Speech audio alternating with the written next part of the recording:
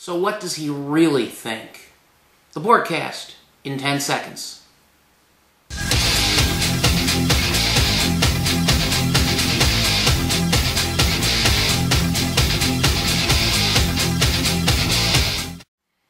WDBC Internet Television is on. I'm Michael P. Borgia. The Borgcast, originating from deep behind enemy lines, is brought to you by dailyborg.com. Conservative politics for the thoughtful. Resistance is futile. You will be assimilated. So, have you ever wondered what Barack Obama is really thinking behind that teleprompter? When he speaks of fairness and fair shares and all of that. Well, what if we could put the president on truth serum and make him say what's really on his mind? Well, thanks to the power of extra normal, we can do that. And the results may prove very interesting. The president is being prepped backstage, and we'll be talking to him in just a few moments, as well as give you our take on Super Tuesday and what's to come from here. More when the Borgcast continues in a moment. You say you'd give your right arm to be there for your family? Here's your chance to prove it. Have your blood pressure checked and control it to lower your risk of heart attack and stroke.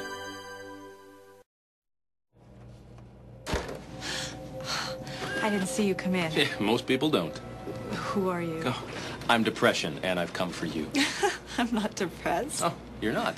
What about schizophrenia? No. Anxiety disorders? Uh-uh. Eating or mood disorders? No and no. Oh, my mistake. It's next Tuesday that you lose your job and your boyfriend leaves you.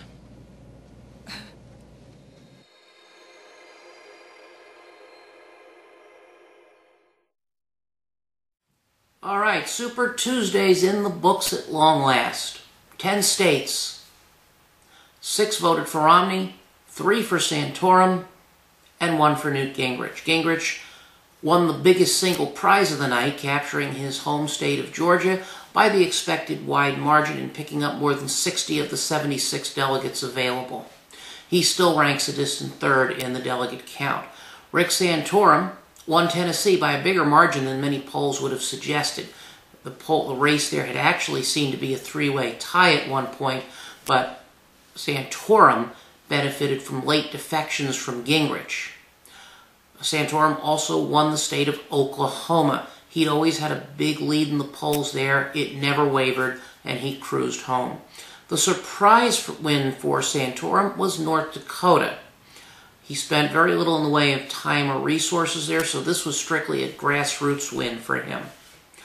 For Mitt Romney, an excellent night. 6 states. It started out good on the Atlantic seaboard, capturing Vermont, the state he governed for 4 years, Massachusetts with more than 70% of the vote, and then Virginia, which he essentially won in a walkover because neither Gingrich nor Santorum made the ballot there.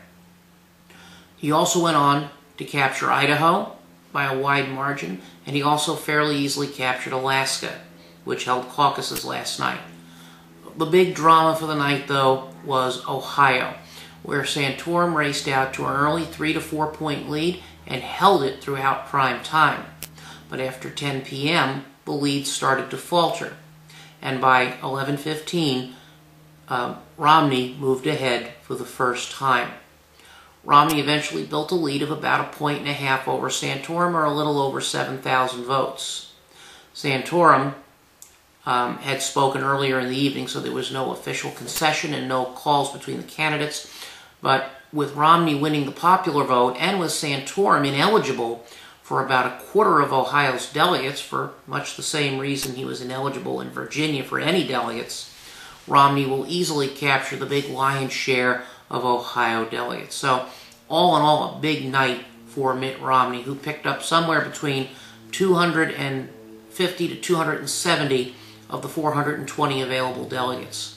For Newt Gingrich, he picks up about 80, and for Rick Santorum, looks like he's going to pick up somewhere between 90 and 100 delegates with his wins from yesterday.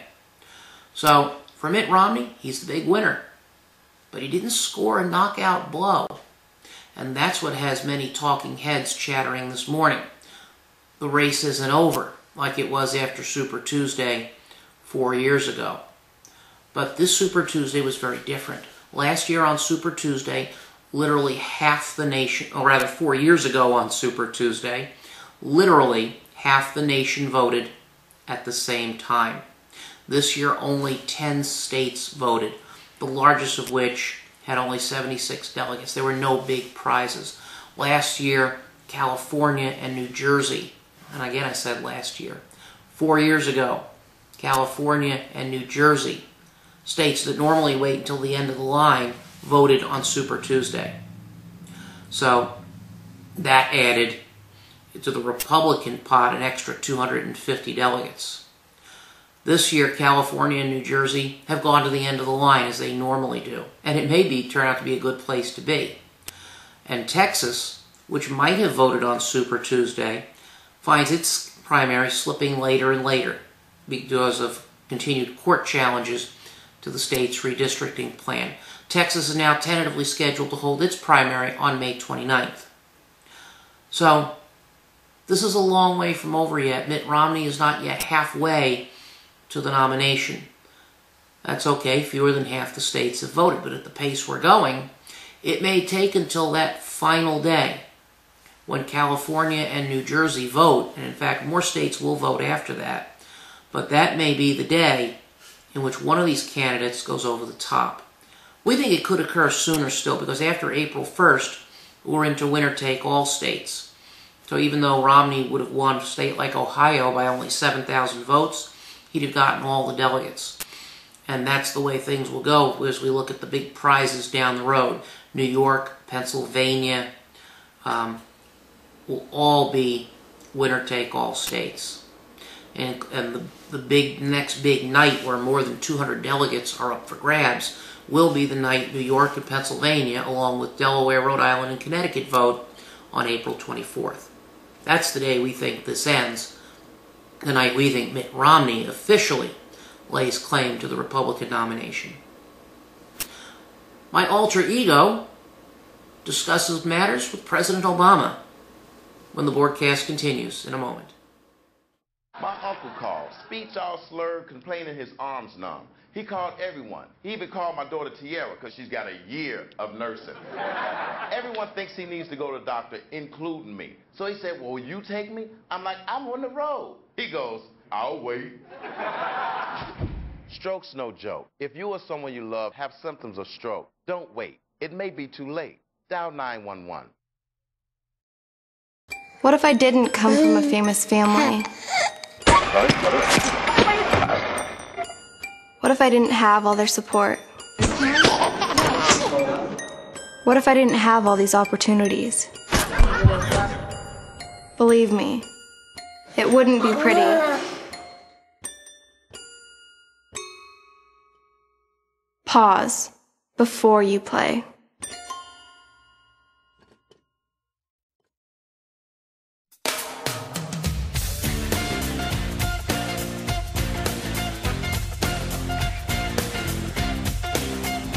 Welcome back to the Borgcast.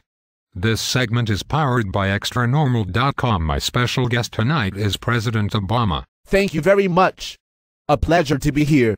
Let me just take a moment to give a shout out to Delaware's outstanding members of Congress.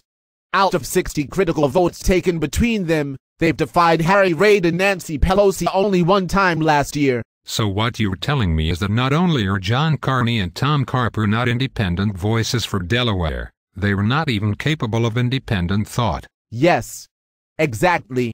Especially that Carper guy.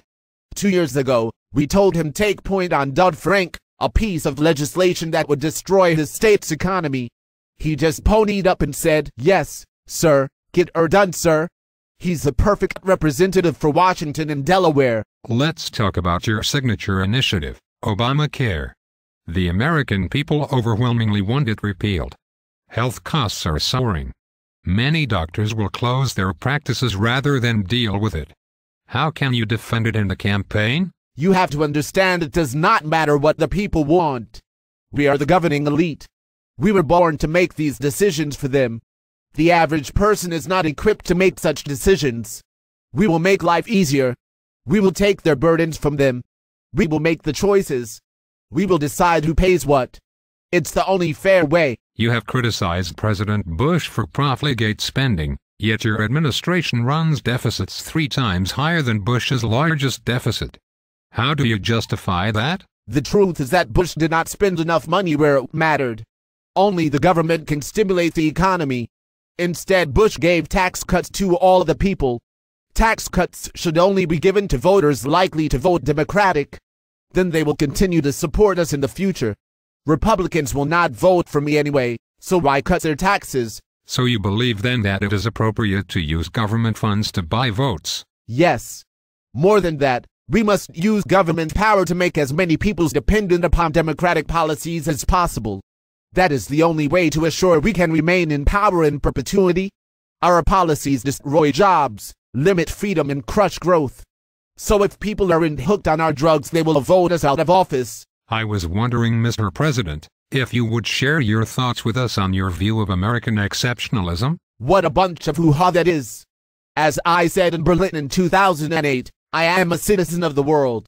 We should never dictate to other nations, except for Israel. Why should we be the wealthiest nation?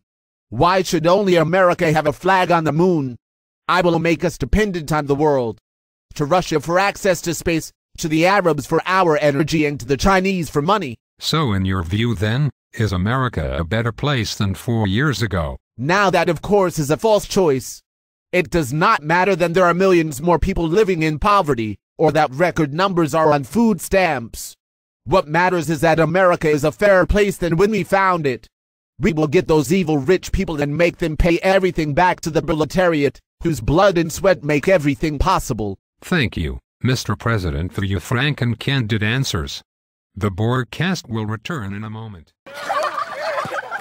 Hi, I'm Leon the Lightning Lion, here to tell you, when thunder roars, go indoors. Thunder is loud, but lightning is dangerous and can hurt you even before it rains. When you hear thunder, go indoors quickly. Head for a house, school, or large building. If you're caught outdoors, get in a car, truck, or bus. Never go under a tree. Stay off telephones, computers, and video games. Remember, play it safe. When thunder roars, go indoors. Brought to you by these partners in lightning protection and lightning safety.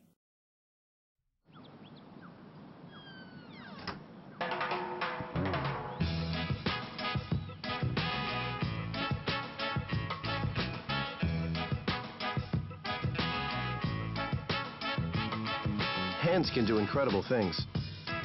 Now they can even help save a life with hands-only CPR. If you see an adult suddenly collapse, just call 911, then push hard and fast in the center of the chest until help arrives. Learn more at handsonlycpr.org. Well, the interview you just heard with President Obama is obviously a computer-generated farce.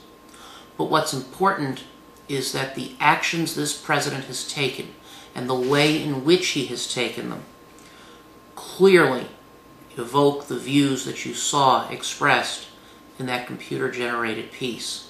Barack Obama has used the phrase citizen of the world to describe himself.